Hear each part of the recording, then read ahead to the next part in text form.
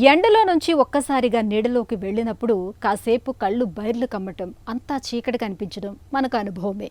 అయితే సాధారణ పరిస్థితుల్లోనూ కళ్ళ ముందు తరచుగా చీకట్లు కమ్ముకొస్తూ ఉంటే, తలంతా తిరుగుతున్నట్లుగా ఉంటే, నేల జారిపోతున్నట్టుగా అనిపిస్తూ ఉంటే, కొన్ని సెకండ్ల పాటు ఏమీ కనిపించకుండా పోతే, ఏదో బలం తక్కువైందనో, నరాల బలహీనత అనో సరిపెట్టుకోకుండా వెంటనే డాక్టర్ని సంప్రదించాలి.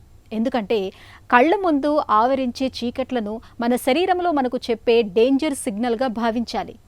మంట కనిపించక ముందే పొగ వస్తుందన్నట్లుగా కళ్ళ ముందు చీకట్లు కమ్ముకోవటం వెనుక కూడా ఎన్నో కారణాలు ఉండొచ్చు.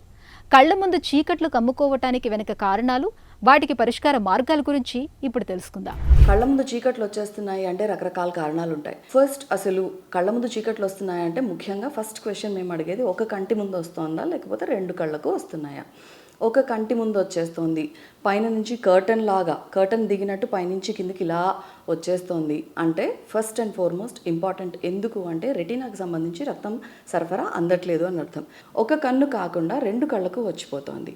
ఇది కామన్గా చూస్తాం. మనం కూర్చుంటున్నప్పుడు, చాలాసేపు పడుకొని కూర్చుంటున్నప్పుడు, లేదా చాలాసేపు కూర్చుని నుంచి లేస్తున్నప్పుడు, పొద్దున్నే రాత్రంతా పడుకొని ఉంటాము, పొద్దున మెలకు వచ్చిన తర్వాత లేచినప్పుడు సడన్గా కళ్ళ ముందు చీకట్లు రావచ్చు. ఎప్పుడైతే మనం లేచి కూర్చుంటున్నాము లేచి నించుంటున్నాము ఇన్ని గంటల తర్వాత అన్నప్పుడు హార్ట్ ఈ ప్లేస్లో ఉంది అని అనుకుంటే, హార్ట్ నుంచి బ్రెయిన్కి బ్లడ్ సప్లై ఎగనెస్ట్ గ్రావిటీ అంటే భూమికి గురుత్వాకర్షణ శక్తికి ఎగనెస్ట్గా ఆపోజిట్గా వెళ్లాల్సి వస్తుంది బ్లడ్లో. అలాంటప్పుడు బ్లడ్లో సరిగ్గా బ్రెయిన్కి అందే అవకాశం కొన్ని క్షణాల పాటు ఉండదు. సో ఆ టైంలో మనకి కళ్ళ ముందు చీకట్లు వచ్చేసేయచ్చు. ఇలాంటివి ఏమన్నా ఉన్నప్పుడు మనం ఫస్ట్ ఏం చూసుకుంటాము అంటే బ్యాక్గ్రౌండ్ షుగర్ ఏమన్నా ఉందా. షుగర్కి సంబంధించిన ప్రాబ్లమ్స్ ఉన్నప్పుడు ఆటోనామిక్ నర్వస్ సిస్టమ్ మీద షుగర్ యొక్క ఇన్ఫ్లుయెన్స్ పడడం వల్ల ఆటోనామిక్ న్యూరోపతి రావచ్చు. ఇలాంటివి ఏమన్నా ఉంటే షుగర్ ఫస్ట్ చూసుకుంటాం. బీపీ ఉందా, బీపీ కోసం ఏమైనా మందులు వాడుతున్నారా, కొన్ని మందుల వల్ల కూడా మీకు ఈ తేడా రావచ్చు. లేదు రక్తం తక్కువ ఉంది, హిమోగ్లోబిన్ తక్కువ ఉంది, ఎర్ర రక్త కణాలు తక్కువ ఉన్నాయి, చాలా అనీమియా ఉంది, దీన్ని అనీమియా అంటాం. అనీమియా ఉన్నప్పుడు కూడా ఇది కనపడవచ్చు.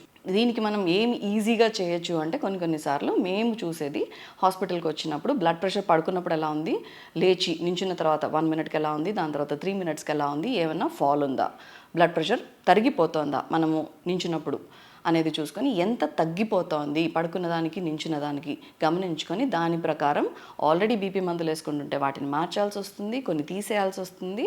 అండ్ కొన్నిసార్లు మేమే కొత్తగా మందులేం వేసుకోవట్లేదు, దేనివల్ల రావట్లేదు, కానీ ఈ సిమ్టమ్ ఆగట్లేదు, రిఫ్రాక్టరీగా చిన్న చిట్కాలు చెప్తాం, ఆ చిట్కాలతో కూడా మీకు ఈ సిమ్టమ్ ఆగట్లేదు అంటే మేమే మందులు పెట్టాల్సి వస్తుంది. ట్రీట్మెంట్ ఆప్షన్స్ అంటే హార్ట్కి సంబంధించి ఈ పరీక్షలు చేసిన దానిలో హార్ట్కి సంబంధించి పంపింగ్ కెపాసిటీ సరిగ్గా లేదు, లేదా హార్ట్ రిథమ్ అబ్నార్మాలిటీ కనపడుతుంది, అరిథ్మియా అంటారు దీన్ని. ఇలాంటివి కనపడప్పుడు ఇమీడియట్గా గుండె డాక్టర్ దగ్గరికి వచ్చి కలిస్తే కనుక ఆటోమేటిక్గా గుండె డాక్టర్ పంపింగ్ కెపాసిటీ ఎందుకు తగ్గిందో చూసుకొని దానికి సంబంధించిన ట్రీట్మెంట్ మందుల ద్వారా, లేకపోతే ఆపరేషన్ చేసో, స్టెంట్ పెట్టో, సర్జరీ బైపాస్ చేయడమో ఇలాంటివి చేయాల్సి ఉంటుంది. ఒక కంటికి సరిగ్గా రావట్లేదు, ఇక్కడ రక్తనాళం బ్లాక్ అయిపోయింది, ఇదే బ్రెయిన్కి సంబంధించిన రక్తనాళం కూడా. సో ఆ బ్లాక్ క్లియర్ చేయాలి. బ్లాక్ ఎలా క్లియర్ చేస్తాము? ఆబ్వియస్గా దానికి